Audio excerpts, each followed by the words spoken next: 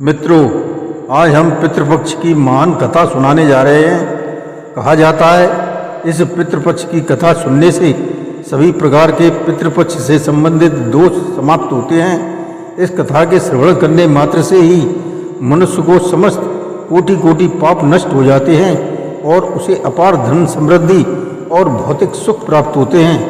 पितरों की कृपा से उसके सभी दुख दोष समाप्त होते हैं और सुखी जीवन प्राप्त होता है। यह महान कथा भगवान श्री कृष्ण ने गरुड़ जी को सुनाई है। इस पूरी कथा को अच्छे से समझने के लिए उसे अंत तक जरूर सुनें तथा सब्सक्राइब कमेंट करके बेल आइकन दबाना न भूलें और इस कथा को अन्य लोगों तक पहुंचाने के लिए शेयर अवश्य करें, जिससे उन्हें भी इस कथा की जानकारी मिल सके। धन्यवाद। नमस्कार, मैं रणवीर सिंह लोटस एंटरटेनमेंट में आपका हार्दिक स्वागत करता हूं। मित्रों, एक समय की बात है, पक्षीराज गरुड़ अपने मन में जिज्ञासा लिए भगवान श्री कृष्ण के पास आते हैं और उन्हें प्रणाम करते हुए कहते हैं, हे प्रभु, पितृपक्ष में पितरों की पूजा करने से कौन सा फल मिलता है? पितृपक्ष के दौरान पितरों की शांति के लिए कौन से उपाय करने चाहिए? तब भगवान श्री कृष्ण कहते हैं, हे गरुड़, तुमने आज उत्तम प्रश्न किया है। तुम्हारे इस प्रश्न में समस्त मनुष्य जाति का कल्याण छिपा हुआ है। जो मनुष्य अपने पितरों को संतुष्ट करता है उसके समस्त दोष और दुख समाप्त होते हैं। पितरों की पूजा करने से मनुष्य को अपने पूर्वजों का आशीर्वाद प्राप्त होता है। इस विषय में एक अप्सरा और ऋषि की प्राचीन कथा कही जाती है, जो तुम्हें आज सुनाता हूँ। इस कथा को श्रवण करने से तुम्हें तुम्हारे सभी प्रश्नों के उत्तर मिल जाएंगे। इसलिए हे गरुड़, इस कथा को ध्यान से सुनो।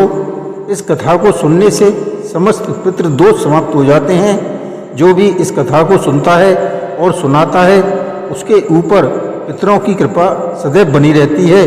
गरुड़ जी कहते हैं, हे प्रभु, आपके मुख से इस कथा को सुनने के लिए मैं उत्सुक हूँ। कृपया आप मुझे वह कथा सुनाइए। मैं इस कथा का प्रचार अवश्य करूँगा। फिर भगवान श्री कृष्ण गरुड़ जी को पितृपक्ष की कथा सुनाने लग गए। इसलिए आप भी इस कथा को ध्यान से अवश्य सुने। इस कथा के श्रवण मात्र से मनुष्य के सारे पाप कर्म नष्ट होते हैं। उसे पितृदोष से मुक्ति मिलती है। सभी कर्ज उतर जाते हैं। धन धान संपत्ति की प्राप्ति होती है तथा सुंदर गुणवान पत्नी की प्राप्ति निश्चिंत होती है। संतानहीन को संतान प्राप्त करने वाली यह कथा अत्यंत महान है। पितृपक्ष के दौरान प्रत्येक मनुष्य को इस कथा का श्रवण अवश्य करना चाहिए। इसका श्रवण करने से पितरदेव प्रसन्न होते हैं और वरदान देते हैं। श्री कृष्ण कहते हैं, हे गरुड़, प्राचीन काल की बात है, रुचि नामक एक राजा थे। वे संसार के सारे सुख छोड़कर ब्रह्मचर्य का पालन करते हुए निर्विकार भाव से पृथ्वी पर विचरण करने लगे। उन्होंने संसार की सभी खुशियों और भोगों का त्याग कर दिया था। उन्होंने महल में रहना भी छोड़ दिया था। वे एक ही बार भोजन करते थे और वन में भटकते रहते थे। उन्हें ऐसा वैराग्य धारण किया हुआ देखकर उनके समस्त पितरगण अत्यंत दुखी हो गए। अपने वंशज को इस प्रकार वंश को नष्ट करता हुआ देखकर उन्हें भय लगने लगा। उन्होंने सोचा वे स्वयं चलकर अपने वंशज से मिलेंगे और उसे वैराग्य का त्याग करने के लिए कहेंगे। एक दिन जब ऋषि रुचि ध्यान मग्न होकर तपस्या कर रहे थे, उसी समय उनके समस्त पितरगण उस स्थान पर प्रकट हुए। जब ऋषि रुचि ने अपनी आंखें खोली तो उन्हें 4 दिव्य आत्माओं को अपने सामने खड़ा देखा।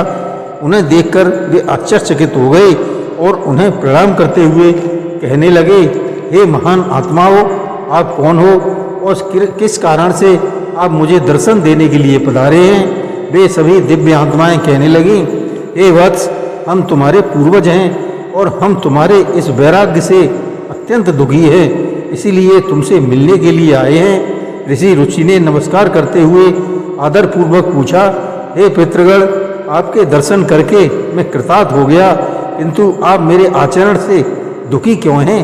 कृपया मुझे विस्तार से बताइए। मुझसे ऐसी कौन सी भूल हो गई जो मेरे पूर्वज मुझसे असंतुष्ट और दुखी हैं? तभी वे सभी पितृगण कहने लगे, हे वत्स, तुमने किस कारण से विवाह नहीं किया? विवाह स्वर्ग और मोक्ष प्राप्ति का उत्तम मार्ग है। गृहस्थ के बिना मनुष्य के शाश्वत बंधन नष्ट नहीं होते। गृहस्थ में रहकर मनुष्य देवताओं, पितरों, ऋषियों और याचकों उत्तम लोकों को प्राप्त करता है। वह देवताओं को स्वाहा और पितरों को स्वधा उच्चारण से तथा द्वार पर आए अतिथियों और याचकों को दान देकर संतुष्ट करता है। विवाह न करके, संतान को उत्पन्न न करके तुम देव ऋण और पितृ ऋण से मुक्ति नहीं पा सकोगे। संसार में रहने वाले मनुष्य, ऋषि तथा अन्य प्राणियों के लिए प्रतिदिन ऋणी हो रहे हो। संतान के बिना तुम स्वर्ग को कैसे प्राप्त कर सकोगे? देव पूजा, पितृ तर्पण तथा संन्यास बगैर तुम्हें स्वर्ग की प्राप्ति नहीं होगी। सभी पितृ कहते हैं, हे पुत्र, यदि तुमने विवाह नहीं किया तो यह अन्याय तुम्हें कष्ट ही देगा। मरने के बाद तुम्हें नरक की प्राप्ति होगी और अगले जन्म में भी कष्ट भोगोगे। ऋषि रुचि ने अपने पितरों से कहा, हे पितरों, जीवन में विवाह करना इतना दुखदायक है, इससे पाप का संग्रह होता है और अंतकाल में यह अधोगति प्रदान करता है। इस विचार से मैंने किसी स्त्री के साथ विवाह नहीं किया है। स्त्री संग प्रणय करने से मुक्ति नहीं मिलती। जो व्यक्ति अविवाहित रहकर प्रतिदिन विद्या ग्रहण करता है और ज्ञान के अमृत से अपने आप को तृप्त करता है, वह मेरे लिए श्रेष्ठ है। विद्वानों ने अनेक प्रकार के सांसारिकता को वर्णन किया है, इसीलिए मनुष्य को अपनी इंद्रियों पर संयम रखकर तत्व ज्ञान के जल से आत्मा को शुद्ध करना चाहिए। फिर पितरों ने कहा, हे वत्स, इंद्रियों को बस में रखकर दान के द्वारा आत्मा को निर्मल करना चाहिए। तुम्हारा यह कथन उचित ही है, लेकिन यह कल्याण का मार्ग नहीं है जिस पर तुम चल रहे हो। यज्ञ, तप और दान के द्वारा अमंगल को दूर करते हुए फल प्राप्ति की कामना से रहित जो शुभ और अशुभ कर्म हैं, वे बंधन के कारण नहीं होते। जो पूर्व कर्म है वह भोग से नष्ट होता है। पूर्व कर्म को जो पुण्य कर्म है वह सुख दुख के भोगने से निरंतर नष्ट होता रहता है। फिर ऋषि रुचि ने कहा, हे पितामह, वेदों में कर्म मार्ग के द्वारा अविद्या और माया की पुष्टि की गई है, इसीलिए आप मुझसे विवाह करने के लिए क्यों प्रेरित कर रहे हैं? विवाह करके मेरा अनिष्ट ही हो जाएगा। पितरों ने कहा, हे वत्स, कर्म द्वारा जो कुछ भी किया जाता है वह अविद्या है। यह सत्य है कि विद्या प्राप्त करना भी एक कर्म है। शास्त्रों में जो नियत कर्म है, जन पुरुष उनका उल्लंघन नहीं करते, उन्हें उसी से मोक्ष की प्राप्ति होती है। संसार में पुरुषों को विवाह करने की आज्ञा दी गई है। विवाह न करने पर पुरुष को मुक्ति नहीं मिलती। संतान के बिना उसे मोक्ष नहीं मिलता। संतान के द्वारा श्राद्ध कर्म से ही उसे मुक्ति और मोक्ष मिलता है। इसलिए हे पुत्र, तुम विधि पूर्वक विवाह करो। विवाह न करने से तुम्हारे सब कर्म नष्ट हो जाएंगे और तुम विफलताओं को ही प्राप्त करोगे। यदि हमारा वंश नष्ट हो जाएगा तो हमारी आत्माएं अतृप्त ही रहेंगी। इसलिए विवाह करके, संतान उत्पन्न करके तुम अपने पितरों को संतुष्ट कर सकते हो। श्री कृष्ण कहते हैं, हे गरुण, इस प्रकार पितरों के वचन सुनकर ऋषि रुचि को बड़ी गिलानी हुई। उन्होंने विवाह करने का निश्चय किया। फिर ऋषि रुचि ने अपने पितरों से कहा, हे पितृगणों, अब तो मैं बूढ़ा हो गया हूँ, कौन मुझे अपनी कन्या प्रदान करेगा? मुझ जैसे वृद्ध व्यक्ति के लिए विवाह करना अत्यंत कष्टप्रद है। फिर पितरों ने कहा, हे वत्स, यदि तुम हमारे वचनों का पालन नहीं करोगे तो निश्चित ही हम पितरों का पतन हो जाएगा और तुम्हारी अधोगति हो जाएगी। यह कहकर पितृगण अदृश्य हो गए। भगवान श्री कृष्ण कहते हैं, हे गरुण, पितरों के ऐसे वाक्य सुनकर ऋषि रुचि मनी मन अत्यंत व्याकुल हो उठे। अपने पितरों की मुक्ति के लिए विवाह करने का विचार करते हुए ऋषि रुचि कन्या की खोज में पृथ्वी पर विचरण करने लगे, किंतु उन्हें कहीं भी कन्या की प्राप्ति नहीं हो सकी। अपने पितरों के वचनों को बार बार मन में सोचते हुए वे चिंताग्रस्त होकर सोचने लगे, मैं क्या करूं, कहाँ जाऊं? मेरे पितृगणों को मुक्ति दिलाने के लिए कौन सी स्त्री मुझसे विवाह करेगी? इस प्रकार देर तक विचार करने के बाद ऋषि रुचि ने ब्रह्मदेव की तपस्या शुरू कर दी। ऋषि रुचि ने 100 वर्षों तक वन में घोर तपस्या की। तत्पश्चात जगत पिता ब्रह्मा ने उन्हें दर्शन दिया और कहा, हे रुचि, मैं तुम्हारी तपस्या से प्रसन्न हूँ। तुम्हारी जो भी अभिलाषा है उसे प्रकट करो, मैं अवश्य पूर्ण करूँगा। तब ऋषि रुचि ने ब्रह्मदेव को प्रणाम किया और कहा, हे परमपिता, मेरे पितरों ने मुझे संतान उत्पन्न करने के लिए कहा है, किंतु इस समय मुझे विवाह के लिए कोई कन्या दिखाई नहीं पड़ रही। इसलिए आप मुझे कृपया कन्या प्रदान करें, इससे विवाह करके मैं संतान प्राप्त कर सकूं। इस पर ब्रह्मदेव ने कहा, हे विप्र, तुम संसार के प्रजापति हो जाओगे, तुम्हारे द्वारा प्रजा की सृष्टि होगी। तुम्हारे पितरों ने उचित ही कहा है कि तुम्हें किसी स्त्री से विवाह करना चाहिए और विवाह की अभिलाषा रखते हुए पितरों की पूजा करनी चाहिए। वे प्रसन्न होकर तुम्हारी इस कामना को पूर्ण करेंगे और तुम्हें उत्तम स्त्री की प्राप्ति होगी। इस प्रकार कहकर ब्रह्मदेव अंतर्ध्यान हो गए। ब्रह्मा जी के वचन सुनकर ऋषि रुचि ने उन्हें अपने पुत्रों को प्रसन्न करने के लिए फिर ऋषि रुचि एक नई नदी के तट पर गए और पहुँचे। एकांत में अपने पुत्रों का तर्पण करके उन्हें संतृप्त किया। तत्पश्चात एकाग्रचित होकर भक्ति पूर्वक अपने पितरों की स्तुति करने लगे। श्री कृष्ण कहते हैं, ये गरुण ऋषि रुचि अपने पितरों के लिए जो स्तुति को प्रत्येक मनुष्य को ध्यान से सुनना चाहिए, जो सब दुख और दोषों को नष्ट करने वाली है। जो केवल एक बार इस स्तुति को सुनता है उसके अनेक पाप नष्ट होते हैं और उसे पितरों का आशीर्वाद प्राप्त होता है। इसलिए तुम इस स्तुति को ध्यान से सुनो, तभी तुम्हें इस कथा को सुनने का फल प्राप्त होगा। महात्मा रुचि इस प्रकार स्तुति करने लगे, जो आदि देवता के रूप में विद्यमान रहते हैं और श्राद्ध के रूप में देवताओं द्वारा तृप्त किए जाते हैं। उन सभी पितृगणों को मैं नमस्कार करता हूँ। स्वर्ग में स्थित महर्षिगण मुक्ति की कामना के से श्राद्ध द्वारा तृप्त करते हैं। उन सभी पितृगणों को मैं प्रणाम करता हूँ। सभी पितृ मेरे द्वारा किए श्राद्ध से तृप्त करें। अगले स्वाहा पितृ मेरे पूर्व ग्रह की रक्षा करें। वर्षद नामक पितृगण मेरी दक्षिण दिशा की रक्षा करें। आगे पितृगण पश्चिम दिशा की और सोम पितृगण मेरे उत्तर दिशा की रक्षा करें। ये समस्त पितृगण राक्षस, भूत, पिशाच और असुर गणों के कारण उत्पन्न अन्य दोषों से हमारी रक्षा करें। विश्वगुरु, आराध्य, धन, धान, भूत नामक पितरों के भूतगण हैं, वे सभी मेरी रक्षा करें। इस प्रकार यह 31 गण हो जाते हैं। ये सभी मेरे श्राद्ध द्वारा संतुष्ट हों। इस प्रकार ऋषि रुचि द्वारा स्तुति करने पर सभी पितर प्रसन्न हो गए। उसी समय एक दिव्य तेज उत्पन्न हुआ, जो आकाश मंडल में चारों ओर व्याप्त हुआ। संपूर्ण विश्व को अपने तेज से आच्छादित करने वाली रोशनी को देखकर ऋषि रुचि अपने घुटनों पर बैठकर पितरों की स्तुति करने लगे। ऋषि रुचि की स्तुति सुनकर पितृगण उनके सामने प्रकट हुए। रुचि पुष्पगंध अनेक पदार्थों से उनसे निवेदन किया। ये सभी पितर उनको धारण करके प्रकट हुए। रुचि ने भक्ति पूर्वक हाथ जोड़कर अपने पितरों को नमस्कार किया और निवेदन किया। तब प्रसन्न होकर पितरों ने कहा, हे पुत्र, तुम्हारी इस स्तुति से हम अत्यंत प्रसन्न हैं। इसलिए अब तुम्हारी जो भी कामना हो उसे निसंकोच होकर कहो। फिर नतमस्तक होकर ऋषि रुचि ने कहा, पितृदेव ब्रह्मदेव ने मुझे सृष्टि की रक्षा के लिए प्रजापति नियुक्त किया है। इसलिए मैं आपसे संतान उत्पन्न करने में समर्थ, गुणवान, चरित्रवान पत्नी की कामना करता हूँ। फिर पितरों ने कहा, हे वत्स, इसी स्थान पर अभी इसी क्षण उत्तम और अति मनोरम स्त्री की प्राप्ति होगी और उसी से एक पुत्र उत्पन्न होगा, जो अति बुद्धिमान और बलशाली होगा। क्रौंच नाम से तीनों लोकों में ख्याति प्राप्त करेगा। तुम्हारे अति पराक्रमी और बलवान बहुत से पुत्र उत्पन्न होंगे। इतना कहकर सभी पितृगण ऋषि रुचि को आशीर्वाद देकर उस स्थान से अंतर्ध्यान हो गए। पितरों के अंतर्ध्यान होते ही पितरों की कृपा से उसी नदी के मध्य से ब्रह्मलोचा नामक एक मन को भाने वाली एक सुंदर अप्सरा प्रकट हुई। उस श्रेष्ठ अप्सरा ने अपनी मधुर वाणी से ऋषि रुचि से कहा, तपस्वी श्रेष्ठ, वरुण के पुत्र महर्षि उत्कर्ष के द्वारा मेरी एक अत्यंत सुंदर कन्या है।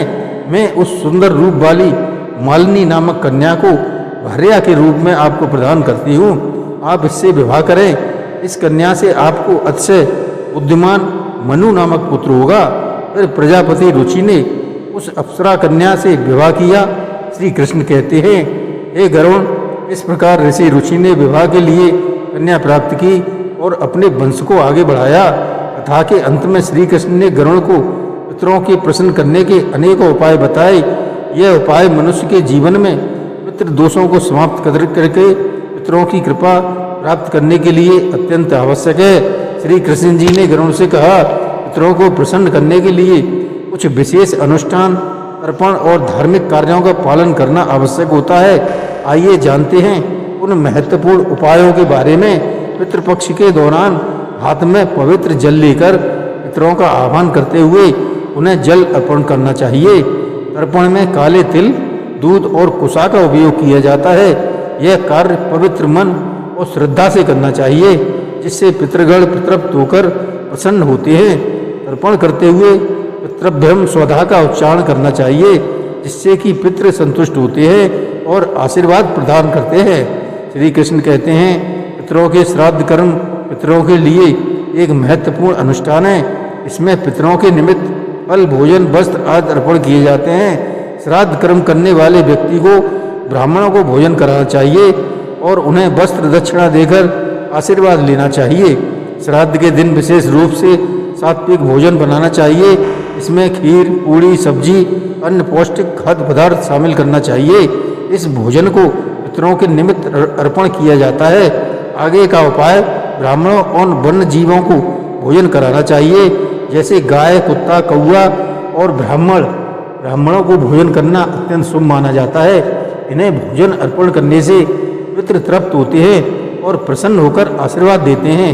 विशेष रूप से श्राद्ध के दिन गाय को हरी घास और रोटी खिलाना और कौए को चावल और खीर खिलाना शुभ माना जाता है। इन कार्यों को करने से पितरों की कृपा प्राप्त होती है और पितृदोष से मुक्ति मिलती है। श्री कृष्ण कहते हैं, पीपल और तुलसी की पूजा करना पितरों को प्रसन्न करने का महत्वपूर्ण उपाय है। पीपल का वृक्ष पितरगणों का निवास स्थान माना जाता है और तुलसी का पौधा माता लक्ष्मी का प्रतीक है। श्राद्ध के दिन पीपल और तुलसी की पूजा करके पितरों को तृप्त किया जाता है। पीपल के वृक्ष के नीचे दीपक जलाने से पितरगण प्रसन्न होते हैं और परिवार को सुख समृद्धि का आशीर्वाद देते हैं। भगवान श्री कृष्ण ने गरुड़ जी को बताया कि जो व्यक्ति पितृदोष से पीड़ित होता है उसे गया जी या अन्य तीर्थ स्थलों पर जाकर पिंडदान करना चाहिए। गया जी में पिंडदान करने से पितृगण मुक्त होकर मोक्ष प्राप्त करते हैं, वंशजों को आशीर्वाद देते हैं। पिंडदान के समय काले तिल, कुशा और चावल का उपयोग करके पितरों को अर्पण करना चाहिए। यह प्रक्रिया पितरों को तृप्त करती है और उनकी आत्मा को शांति प्रदान करती है। श्री कृष्ण कहते हैं, पितरों को प्रसन्न करने के लिए व्यक्ति को श्राद्ध वाले दिन व्रत रखना चाहिए। इस समय सात्विक आहार ग्रहण करना चाहिए और ब्रह्मचर्य का पालन करना चाहिए। भगवान श्री कृष्ण ने गरुड़ जी से कहा, श्राद्ध पक्ष में मांस, मदिरा और वस्तुओं का आहार ग्रहण नहीं करना चाहिए। व्रत के दौरान शिवजी, विष्णु जी और श्री देवी लक्ष्मी की आराधना करनी चाहिए, जिससे पितरों की आत्माओं को शांति मिले और वे प्रसन्न होकर आशीर्वाद प्रदान करें। श्री कृष्ण कहते हैं, पितरों की संतुष्टि के लिए ब्राह्मणों, गरीबों और अपाहियों को अन्नदान और वस्त्रदान करना चाहिए। यह कार्य श्राद्ध पक्ष के दौरान करने से पितरों की आत्मा को संतुष्टि मिलती है। अन्नदान और वस्त्रदान करने से मनुष्य को पुण्यों की प्राप्ति होती है और पितृदोष से मुक्ति मिलती है। इस कार्य से पितर प्रसन्न होकर परिवार की सुख समृद्धि का आशीर्वाद देते हैं। भगवान श्री कृष्ण ने बताया, पवित्र नदियों विशेषकर गंगा में स्नान करके पितरों के निमित्त जल अर्पण करना अत्यंत शुभ माना गया है। गंगा जल पितरों की तृप्ति के लिए सर्वोत्तम होता है। इससे पितृदोष समाप्त होते हैं। गंगा में स्नान करने से व्यक्ति के पाप धुल जाते हैं और पितरों की आत्मा को शांति मिलती है और इस प्रकार से पितृ प्रसन्न होकर आशीर्वाद प्रदान करते हैं। श्री कृष्ण कहते हैं, पितरों को प्रसन्न करने के लिए सत्संग में शामिल होना और भगवत गीता का पाठ करना अत्यंत लाभकारी माना गया है। पितरों की शांति के लिए गीता के 11वें अध्याय का पाठ विशेष रूप से लाभकारी होता है। भगवत गीता के पाठ से पितरों की आत्मा को शांति मिलती है और उनके वंशजों पर उनकी कृपा बनी रहती है। भगवान कृष्ण ने गरुड़ जी को यह भी बताया, जो व्यक्ति इन उपायों को श्रद्धा और भक्ति से करता है उसे जीवन में सभी प्रकार के सुख और समृद्धि प्राप्त होती है। पितरों की कृपा से उसके सभी दोष समाप्त होते हैं और परिवार में शांति बनी रहती है। इन उपायों को नियमित रूप से करने से पितृ दोषों से मुक्ति मिलती है और पितृ प्रसन्न होकर वंशजों को आशीर्वाद देते हैं। श्री कृष्ण ने गरुड़ से कहा, जो व्यक्ति इन उपायों का पालन करता है उसे पितृदोष का कभी सामना नहीं करना पड़ता। और इस प्रकार भगवान श्री कृष्ण ने पितरों को प्रसन्न करने के उपाय विस्तृत रूप से बताए, जिसे पितृपक्ष में हर व्यक्ति को करना चाहिए, जो गरुड़ पुराण में पितृपक्ष का वर्णन किया गया है। उम्मीद है आपको यह कथा पसंद आई होगी, जिसे आप कमेंट के माध्यम से जरूर बताएं। जय श्री कृष्ण।